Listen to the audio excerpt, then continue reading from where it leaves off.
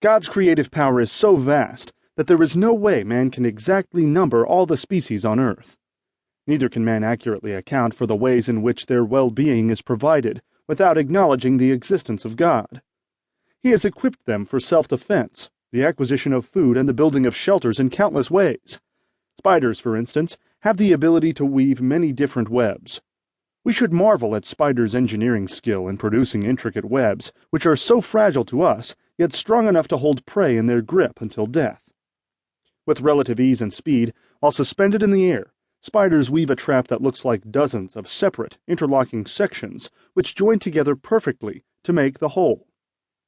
Satan's world system is akin to a giant, invisible spider's web that can ensnare people, whether lost or saved, until the day we die.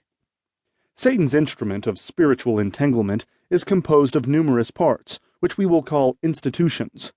His worldly institutions are designed to vary from nation to nation, in harmony with cultural differences, but taken together as a whole, they interlock with each other to cover every part of the entire earth quite effectively.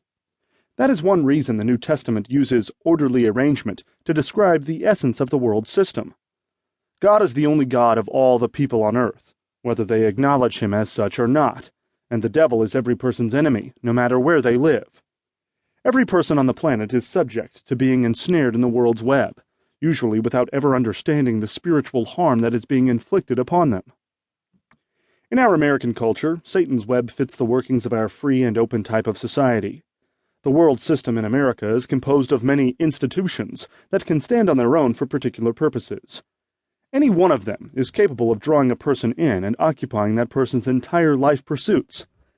In the case of believers, such worldly life pursuits can supplant or replace our true spiritual goal, i.e., the lifelong development of an intimate relationship with God. In other words, we could place an inordinate amount, if not all, of our time, energy, passion, devotion, and trust into some aspect of these institutions, instead of into our walk with the Lord. In the pages of this book, we will not be able to cover every worldly institution, nor every single aspect of those which we will discuss. Many of them even have sub-institutions. However, there are several key institutions which are so prominent in our daily lives that they demand our attention. Therefore, in the pages to come, we will touch on politics, secular education, economics, law, science, art and literature, religion, and media and entertainment. Each of these 8 worldly institutions has an individual magnetism and practical need by which it has contributed to our daily lives from birth. For instance, clearly, some form of government and a legal system are needed in order to promote the general welfare of our population. Similarly, inventions and discoveries of things like disease-fighting vaccines and immunizations are needed for our good. And life with Jesus is not supposed to be so sterile and austere that we cannot read a book other than the Bible nor listen to a song other than a hymn. However, while all institutions outwardly serve a necessary or practical function in our lives, we need to remain mindful of the Bible's repeated warnings about that which it calls the world. God does not issue warnings in vain.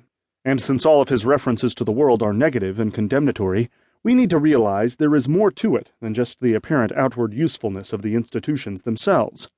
There is an unseen, spiritual aspect to the world system which its ruler cleverly uses to our detriment.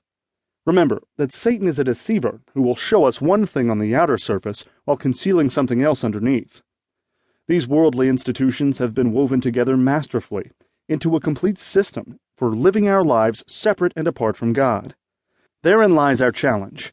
We must pierce the veil of seeming innocuousness so that we might see the many spiritual pitfalls beneath the world's surface.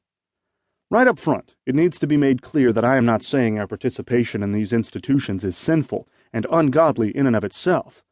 Jesus acknowledged that believers have no choice but to be in the world, because obviously that is where we must live our lives. But Jesus was also clear in saying we must not be of the world, even as he was not of the world. See John 17:14-16. Furthermore, all of us have been blessed by God with skills, gifts, talents, and abilities which must be used within the various worldly institutions so that we can earn a living and bring him glory. For example, as of the writing of this book, I have been a practicing attorney for more than 30 years. The institution of law has filled my working career.